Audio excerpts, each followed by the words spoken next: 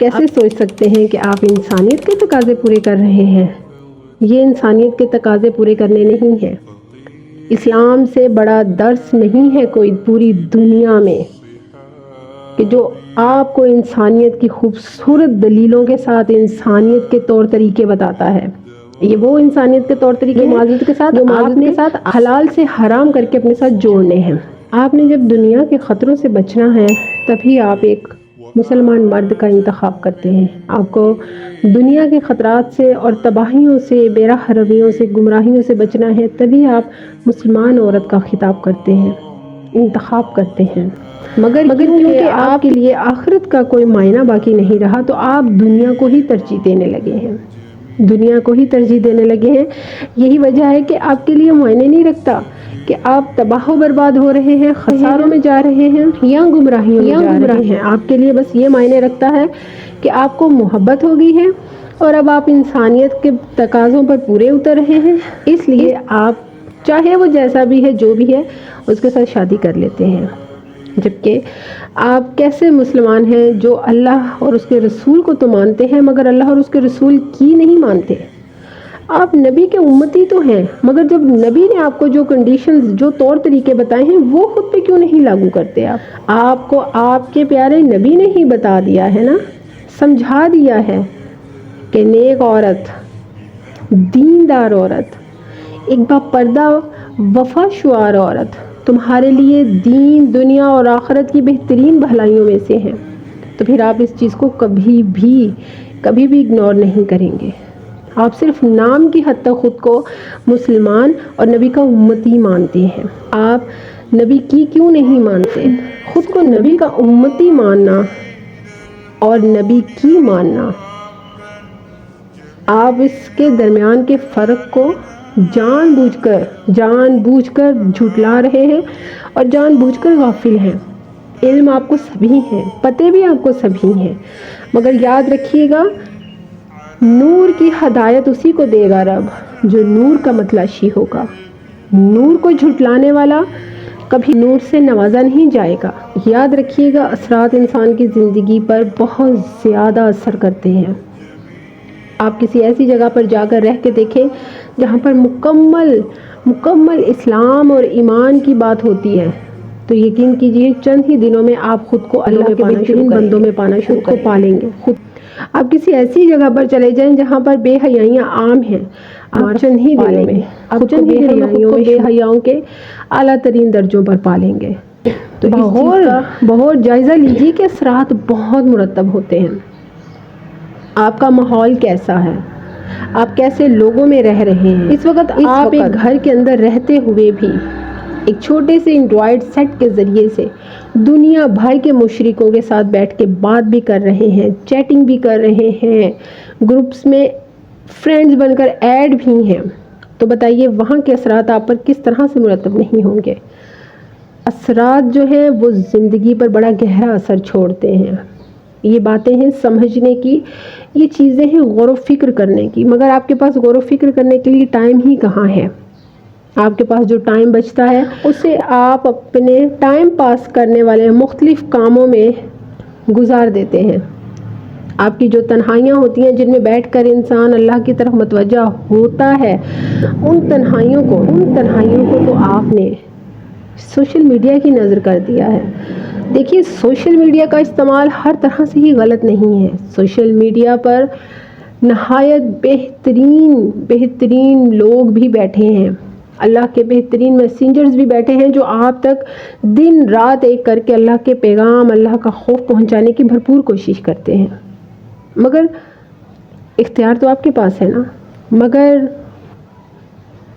راستہ تو آپ نے چننا ہے نا۔ اس کی ایک بڑی وجہ یہ بھی ہے کہ آپ کو دنیا کی تعلیم میں الجھا دیا گیا ہے اور دین کی تعلیم سے دور کر دیا گیا ہے۔ جب آپ کے پاس دین کی تعلیم ہوگی، جب آپ کو پتہ ہوگا کہ کون کون سی کنڈیشنز والے نکاح حرام ہیں تو آپ ان سے بچنے کی پوری کوشش کریں گے، مگر جب آپ کے سامنے صرف دنیا کی تعلیم رکھ دی جائے گی، آپ کے لیے انگلش سیکھنا بہت ضروری ہے، آپ کے لیے میتھ سیکھنا بہت ضروری ہے، آپ کے لیے فلاں سبجیکٹس کو سیکھنا بہت ضروری ہے، تو پھر یقیناً آپ انہی کو سیکھیں گے جن ملکوں سے وہ سبجیکٹس آئے ہیں. آپ کا سبجیکٹ تو دین ہے, آپ کا سبجیکٹ تو اسلام ہے, آپ کا سبجیکٹ تو حیا ہے, آپ کا سبجیکٹ تو حلال حرام ہے. جب آپ کو حلال حرام کی کنڈیشنز ہی نہیں بتائی جائیں گی, آپ کو حلال حرام کی تعلیم سے اسی طرح نہیں گزارا جائے گا جس طرح سے دنیاوی تعلیموں سے گزارا جاتا ہے, 1 by 1 پہلی سے لے کے 16 تک کی جماعتوں تک کئی سال آپ کی زندگی کے اس میں گزرتے ہیں. اسی طرح جب تک آپ کو اسلامی تعلیمات میں نہیں ڈالا جائے گا اس طرح سے کہ آپ سب کچھ اپنی زندگی کے کئی سالوں میں سیکھیں, آپ حلال حرام کی کنڈیشنز کو بس اتنا ہی سمجھیں گے کہ فلاں جانور کھانا حرام ہے بس, ورنہ حرام کی باقی ساری اور تمام کنڈیشنز کو آپ نے بہت دور کر دیا خود سے. آپ کے معاشرے میں تعلیم کی اہمیت بہت زیادہ ہے.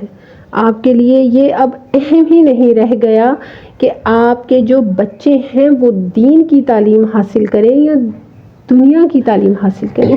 کس طرح سے آپ نے اپنے بچوں کے لیے خود ہی دین کی تعلیم کو کوڑیوں کے داموں بیچ ڈالا ہے معاذ اللہ, اور دنیا کی تعلیم پر آپ اپنے بچوں کے لیے لاکھوں روپیہ خرچتے ہیں, اپنے بیٹوں پر, اپنی بیٹیوں پر, مگر دین کے معاملے میں آپ کے لیے اچھا پیسہ خرچ کر کے اچھے اساتذہ کرام کو ان پر ہائر کرنا بہت مشکل ہے.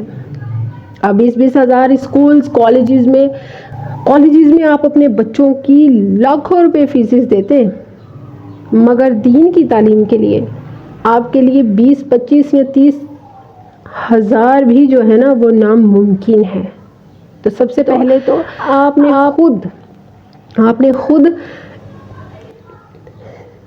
دوسری تعلیمات کو اپنی اولادوں پر مسلط کر دیا ہے, اور جو دین کی تعلیم ہے جو ضروری ہے اس سے اپنے بچوں کو دور کر دیا ہے. وہاں پر آپ نے اپنے بچوں کو بس اتنا ہی سکھانا لازمی سمجھ رکھا ہے کہ آپ کے بچوں کو قرآن پڑھنا آنا, بس آپ کے بچے کسی وقت نماز پڑھ لیں, بس آپ کے بچے سال بعد رمضان میں 30 روزے رکھ لیں, بس یہ ہے آپ کے نزدیک اسلام. آپ نے اپنے بچوں کو, اپنی اولادوں کو حلال حرام کی کنڈیشن سے اتنا دور کر دیا ہے کہ آپ کے بچے غیر مسلمز کے طور طریقوں کو پوری طرح اپنا چکے ہیں.